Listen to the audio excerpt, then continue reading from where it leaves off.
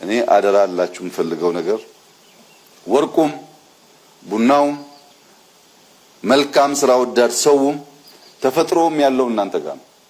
ይሄ በኮንትሮባንድ በስርቆት እንዳይጠፋ ጠብቃችሁ ከባቢውን ለማልማትና ለሌሎች ለመትረፍ እንድትተጉ አደራ እያልኩ ጀማል ጥሩ ስራ ስለሰራህ በዚህ ስፍራ እና ውበቱን ስላወጣህ እያመሰገንኩ በነካጅህ ይህንን ከባቢ ለመቀየር አንዱ የሚያስፈልገው በአፍሪካ ትልቁ የቡና እርሻ ያለበት ከባቢ ነው።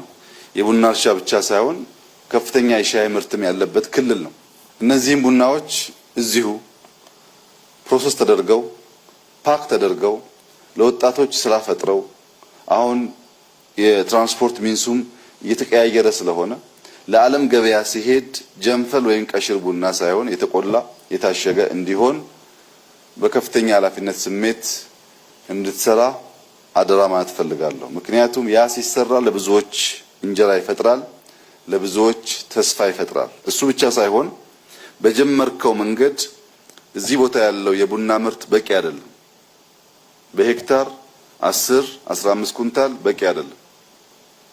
እዚህ ያለው ቡና ከተቻለ በአመት ሁለቴ እያመረተ ፕሮዳክቲቪቲው 20-30-40 ቢሆን አሁን ከምናገኘው ሀብት በተጨማሪ በርከት ያለ ሀብት እናገኛለን ማለት ነው። ይሄን ለማድረግ ልምዱም ሙያውም አቅሙም ስላለ ይሄን አካባቢ በመቀየር ረገድ ያለህን የጎላ ሚና ለዚህ ማህበረሰብ የማይረሳ ታሪክ ጥለህ እንድታልፍ አደራ ልልህ እፈልጋለሁ። ምክንያቱም በለመድነው መንገድ ሄደን አንቀይረውም። ይሄን ሀገር በለመድነው የሥራ ባህል በለመድነው የትርፍ ግኝት አይሆንም።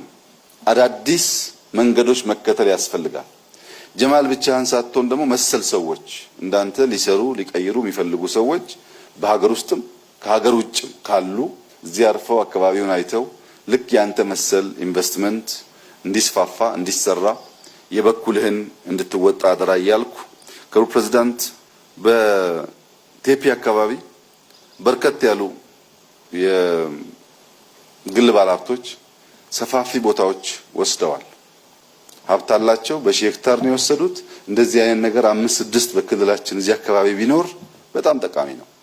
በዚህ አግባብ ሁሉም ባለሀብት የጀማልን ፈለግ ተከትሎ ቫልዩ አድ እንዲያደርጉ የሚታይ የሚጨበጥ ነገር እንዲያስቀምጡ ማድረግ ያስፈልጋል።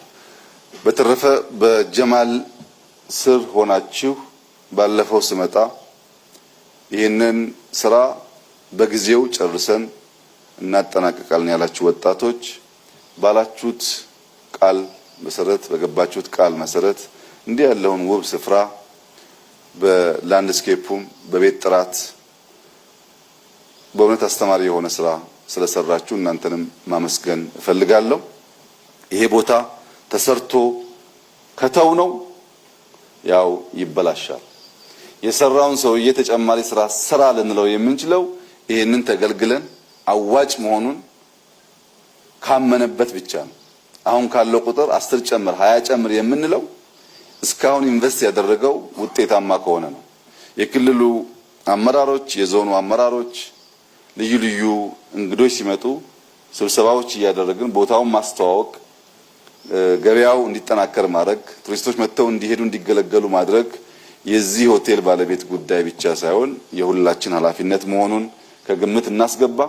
ይሄ በመንግስትና በግል አጋርነት የተሰራ በጣም ድንቅ ስራ ነው። ተጨማሪ እንደዚህ ያሉ ድንቅ ስራዎች በክልሉ ኢኒሼቲቭ ተሰርተው እንደምናይ ተስፋ አደርጋለሁ። ዛሬ ጥምቀት ነው።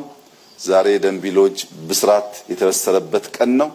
ሁለቱን ድርብ በዓላት ለአማን ሚዛን ለዚህ አካባቢ ሰዎች እንኳን ደስ ያላችሁ። መጪውም ጥምቀት ብስራት እና የሰመረ ዘመን እንዲሆንላችሁ እመኛለሁ። እጅግ አድርጌ አመሰግናለሁ።